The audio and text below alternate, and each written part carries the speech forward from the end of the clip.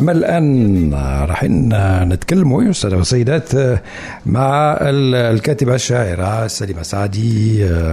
راح نتكلموا على دي ركاي مثل ما قلت لكم. راح نتكلموا خاصة على الدور تاع الليتيراتور في هذه المجتمعات الآن، في هذا الوقت اللي عايشين فيه، في هذا نقدر نسميوها يعني الديكتاتور تاع ليماج، تاع لي ريزو سوسيو، تاع وين كل شيء ماشي بالسرعة الكبيرة، تاع لي ميمز، تاع انستغرام، تاع تيك توك. العقلية هذه كامل هل مازال فيه مكان للكتابة؟ مازال عندنا possibilité انه la poésie, il y a des gens qui vont l'aimer, qui vont essayer de s'intéresser à ça إلى آخره. Alors Madame Salima Saadi, bonjour et marhaba bik. Juste rapprocher le micro de vous, allez-y et on va commencer. Allez-y. Bonjour Monsieur Salim, merci beaucoup de votre invitation. Donc bonjour aux auditeurs. Il y a Adib, mon fils, qui est à côté de moi. Donc, voilà, il va me soutenir, il va peut-être ajouter des réponses. Alors, la question était, quelle est la place de la poésie, de la littérature dans notre société? Oui, est-ce que vous pensez qu'aujourd'hui, les gens, parce qu'on est tout le temps pressé, on est tout le temps en train de faire quelque chose, est-ce qu'il y a des gens aujourd'hui qui continuent à s'intéresser à la poésie? Est-ce que vous le sentez, cet intérêt, etc.? Moi, Adib qui est à côté de moi, mais on a l'impression qu'il fait partie des anciennes générations. Il écoute Slimane Azem. Il est très jeune, je le vois. Oui, c'est ça. Oui, mais il écoute Slimane Azem, il écoute Ed Mguellet, il écoute... alors, est-ce que le reste de sa génération écoute la même chose? De par mon expérience dans l'enseignement, etc., moi, j'entends surtout le rap, n'est-ce pas? Mm-hmm. Et donc le rap, c'est une forme de littérature. Est-ce qu'ils lisent? Est-ce que la littérature est importante dans leur quotidien? Selon ou d'après les salons de livres dans lesquels je participe, moi je vois quand même un engouement des jeunes qui viennent me poser des questions. Il faut dire que c'est les parents qui les sensibilisent. Mais après quelques échanges, je vois quand même une curiosité. Ils posent des questions par rapport à la littérature. Bon. Je sais que ce n'est plus la littérature d'antan, comme les textes avec de longues phrases ou des paroles très profondes, etc. Aujourd'hui, moi, je vois leur engouement surtout au niveau des bandes dessinées. Donc, le texte est court. Et pour le goût musical, on va dire le rap. Je ne sais pas si j'ai répondu à votre question. Non, vous avez bien répondu, mais ce que je veux dire par là, quand l'écrivain, le poète se met à dire, à écrire, à inventer des mots pour décrire des situations, etc., est-ce qu'il au fond de lui-même, il n'est pas un peu dans le doute de dire qui va lire ces mots-là, qui va comprendre ces mots-là? Est-ce ces mots-là vont être reçus comme moi je souhaiterais qu'ils le soient? Si je dois parler de moi, donc personnellement, moi quand je me mets à écrire, c'est vraiment une envie d'écrire, c'est une rage d'écrire, c'est un besoin d'écrire. J'ai besoin de dire ce que je ressens, de réagir par rapport à une situation actuelle, à la réalité qui nous placate, qui nous fait parfois froid dans le dos, surtout en écoutant les nouvelles. Là, je vous écoutais tout à l'heure parler de la DPJ, tous les jours là, des nouvelles comme ça qui sont généralement tristes. En fait, moi, c'est un besoin de dire ce que je ressens. Et au moment de l'écriture, je ne me soucie pas vraiment de la réception du jeune par rapport à ce que j'écris. C'est vraiment pas seulement le jeune, pas seulement les jeunes, ou les autres. Même les autres. Je parle le lecteur en général. Alors, pendant que j'écris, vraiment, c'est un besoin viscéral. C'est vraiment besoin de donner vie à un sentiment, à une pensée. Voilà, c'est tout. Au moment où j'écris. Dans ce que vous avez écrit comme la partition d'Adib, donc en parlant de votre enfant, parce que lui-même il est musicien, donc on voit qu'il y a des partitions musicales dans ce recueil-là. Est-ce que vous travaillez comment, en coordination, ou c'est chacun se lance une inspiration puis les choses se rencontrent après? Comment vous faites? Oui, c'est un véritable dialogue entre mon fils et moi, donc entre la poésie et la musique.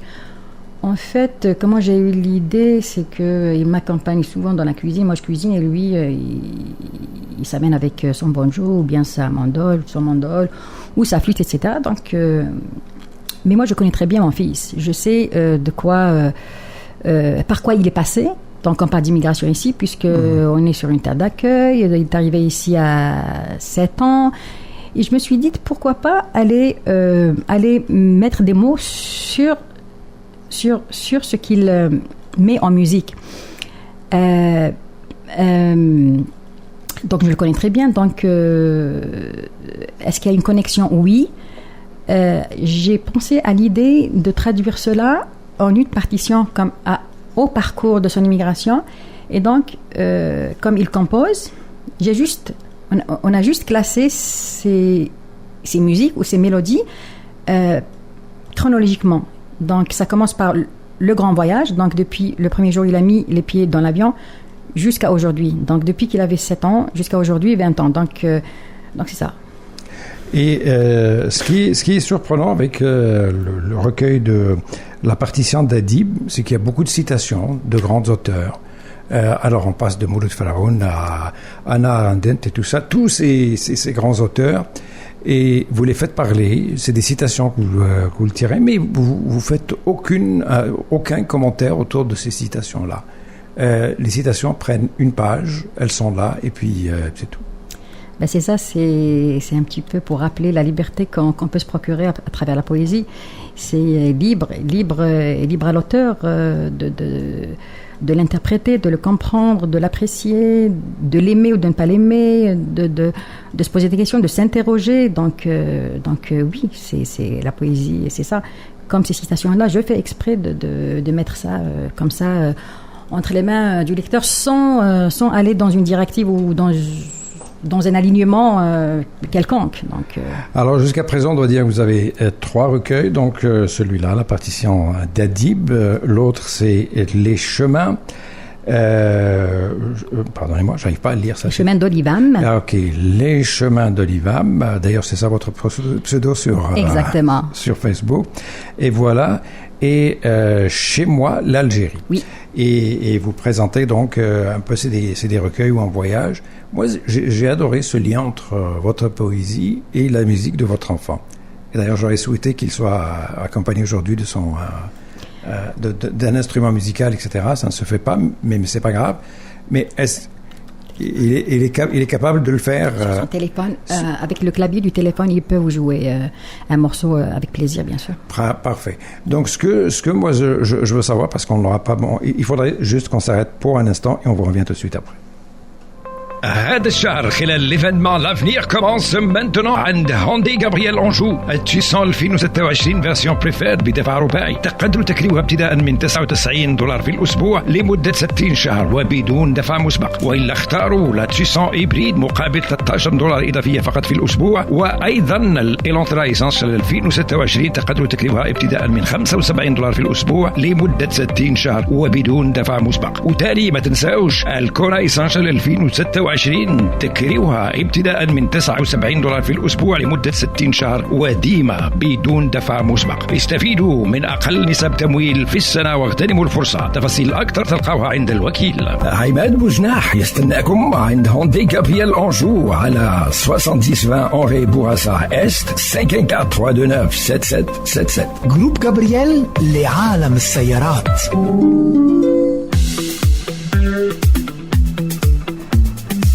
صباح عنوان نهار جديد، وكيف ما بديتي صباحك بقهوة أو آتاي بضحكة منك ولا ليك، زربان ومعطل أو مرتاح ووقتك ملكك وانت اللي محكم فيه. المهم موعدنا كتسناه كل صباح، حيث صباحكم معانا كنتلاقاو بجديد الأخبار والمعلومات وبمواضيع كتهمكم وكتخص حياتكم. صباحكم معانا معايا أنا عفاف ماجد من 2 للجمعة من 8 ل10 مباشرة على راديو ديالي.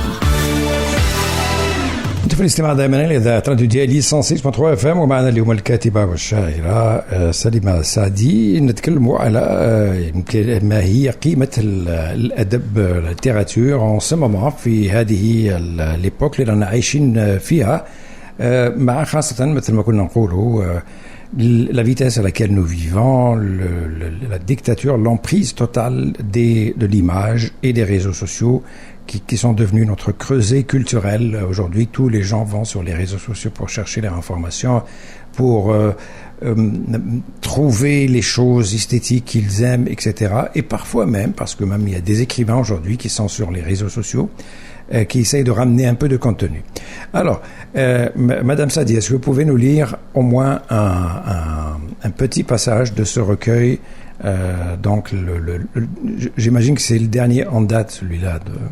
Alors, allez-y. La partition d'Adib, oui, c'est le dernier recueil. Je pourrais peut-être opter pour... donc, je rappelle que c'est le parcours d'Adib en poésie. Donc, l'immigration est violente, mais la poésie, elle est douce. Donc, je traduis son immigration ou son parcours avec la poésie. Une lutte vaine. Aujourd'hui, j'ai 19 ans. Je m'occupe comme je peux. J'essaie d'échapper à l'amertume. En vain, j'y parviens par moments, mais aucun répit, aucune trêve. Je tente de trouver la consolation dans ma guitare, ma flûte et mon mandole. Hélas, tous les instruments de musique de la planète entière, de tous les peuples, nous soulageront ma peine et mon chagrin. J'ai appris tous les mots de musique, toutes les complaintes des violons. La vérité est que mon chant à moi restera, à jamais inachevé, des refrains qui se répètent, afin d'assouvir un besoin, une faim, une soif. J'arpente ce chemin qu'on appelle à porter, en jonglant avec ses notes, tel un funambule, qui s'entête à garder son équilibre, malgré les souvenirs, les songes et la nostalgie. Et voilà, c'était donc un extrait de ce recueil. Et encore une fois, oui, c'est la partition d'Adib. Et encore une fois, n'oubliez pas, hein, parce que il y a beaucoup de gens qui ont une sensibilité par rapport à la poésie. Est-ce que la poésie française, parce qu'il y a, disons par exemple pour la majorité de nos éditeurs, ils sont habitués beaucoup plus à une poésie arabe avec des grands poètes connus, etc. Est-ce que vous, à la lumière de votre expérience, est-ce que vous pensez que cette poésie francophone peut aller chercher le public en général? Non. Francophone, on peut donner la teinte qu'on veut selon l'identité qu'on a. Nous, on rappelle qu'on a une identité quand même assez plurielle. Mm-hmm. Donc, je peux utiliser le français, la langue française, mais en donnant cette teinte-là, ma culture à moi, cette spécificité. Cette spécificité. Donc, mais il n'y a que moi qui peux le faire parce que je suis algérienne, francophone. Mais le français, est-ce qu'il pourra le faire seulement avec sa langue française, seulement avec ses mots français, seulement avec cette langue-là? Je ne pense pas. Idem pour la langue arabe. Malheur ou malheureux celui qui ne connaît pas ou ne comprend pas ou ne maîtrise pas la langue arabe. Donc il passe à côté vraiment d'une belle poésie arabe, d'un beau poème très, très, très profond. Donc il faut maîtriser un peu les deux pour pouvoir profiter de cette diversité, exact, de cette richesse. Exactement. Et de la culture, oui. Vous faites bien de parler de cette spécificité. J'avais déjà parlé à l'écrivaine algérienne, Allah yarhamha, qui était extraordinaire, elle aussi.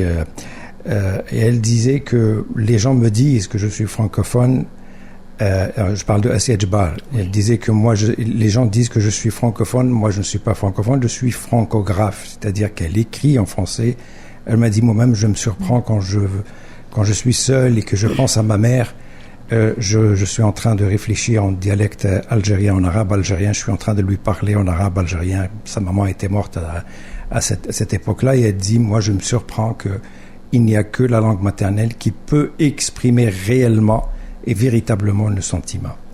D'où la liberté que nous procure la poésie. Et moi-même, je l'ai fait quand je voulais introduire des mots en kabyle, parce que je réfléchis en kabyle aussi, c'est ma langue maternelle. Oui. Donc j'ai introduit des mots en kabyle. Je les ai introduits, donc il n'y a aucun problème. Pourquoi pas?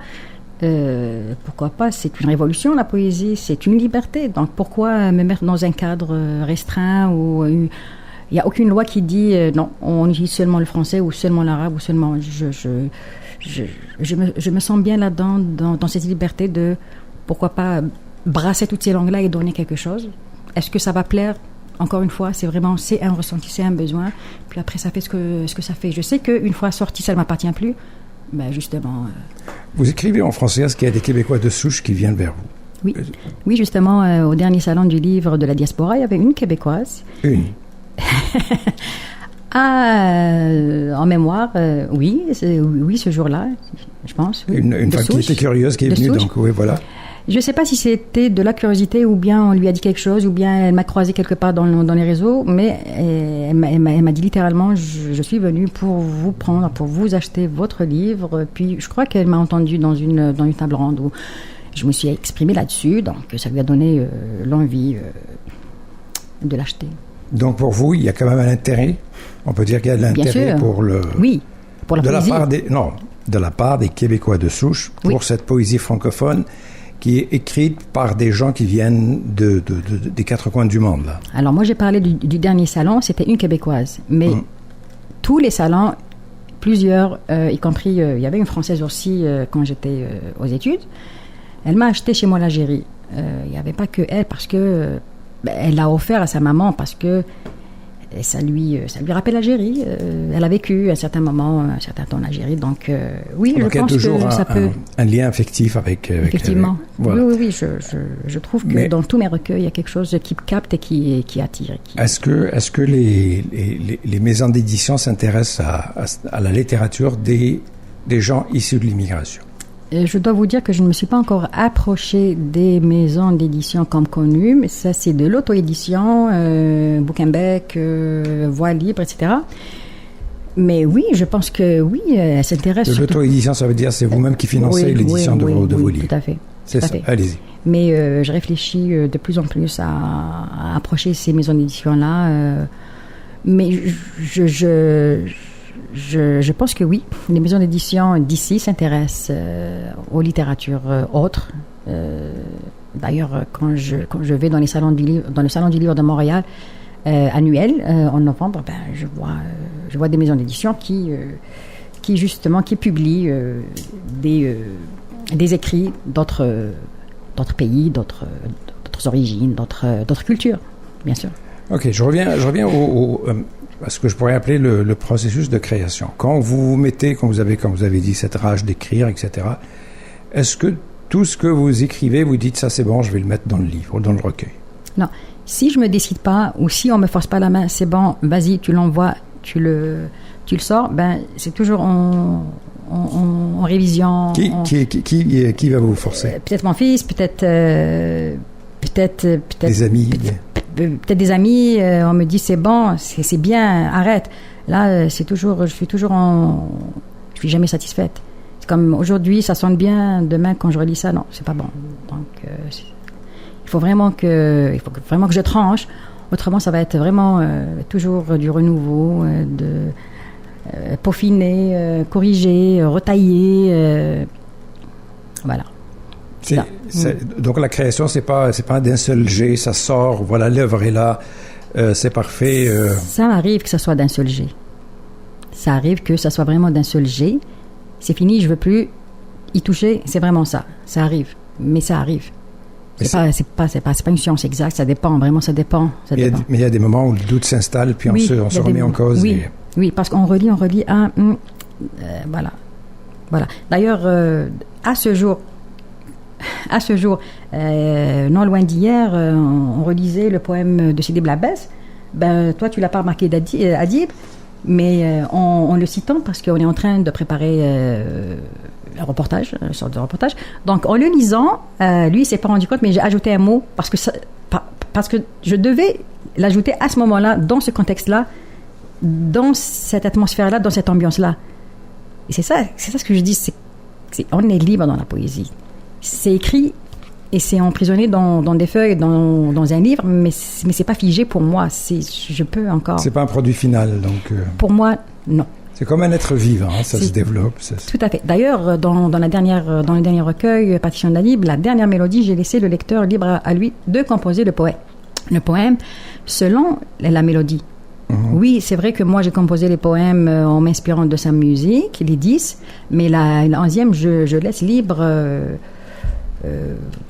le lecteur de composer, de s'inspirer de cette musique-là pour lui aussi, pourquoi pas aller écrire son ressenti. Très bien. Alors voilà, nous sommes déjà arrivés à la fin. Avant de terminer, je souhaiterais savoir d'ailleurs où on peut obtenir vos livres, comment on peut le faire pour aller les chercher, pour les acheter, etc. Alors on peut les obtenir dans les différents salons du livre que moi je donne l'information sur les réseaux sociaux, sinon chez moi, sinon sur Google, dans la maison d'édition Bouquinbec ou Voix Libre. Mais je verrai d'autres formules, peut-être Amazon, bientôt. Très bien, mais pour le moment, donc, ils peuvent vous contacter sur votre page Facebook, bien évidemment, qui est Olivam. Olivam, voilà, donc vous pouvez la trouver sur Facebook, Olivam, vous pouvez commander ces recueils si vous voulez découvrir la poésie inspirée aussi par la musique. Donc la poésie de Salima Saadi, inspirée par Adib, qui est son enfant, et c'est comment on peut... C'est un duo qui est très bien quand même. Un fils, une maman qui sont dans la création. Moi, je trouve ça très, très intéressant. Donc, si vous voulez, vous aussi, être touché par la beauté des mots, la beauté de la musique et tout ça, surtout si vous êtes capable de lire la musique, parce qu'il y a des partitions à l'intérieur, ça serait parfait. Donc, parce qu'il y a des choses très... Allez-y, madame, dernier mot à vous. Vous pouvez le dire. En fait, on peut aussi scanner sa musique. On peut lire, c'est vrai pour ceux qui savent lire la musique. Puis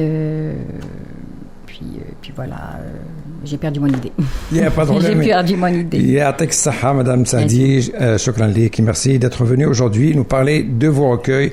Ah oui, vous vous rappelez de votre idée maintenant? Oui, ça m'est revenu. C'est que oui, la partition d'Adib a touché plus d'un, et donc 2 fois. La première fois, c'est au hammam. Puis il y avait une femme qui m'avait vue en train de feuilleter. Donc elle m'a demandé de le lire. Et puis je la surprends en train de pleurer. Parce qu'elle a senti son histoire de son immigration avec son fils, etc. Elle a plus voulu rester. Elle a quitté le hammam. Elle a quitté vraiment le hammam. La deuxième fois, c'était le dernier salon du livre de la diaspora. La même chose. Il y avait une jeune femme aussi qui pleurait parce qu'elle voyait son neveu là-dedans. Et voilà. Les mots peuvent parfois susciter des émotions très très fortes en nous. Voilà. Madame, merci d'être venue aujourd'hui.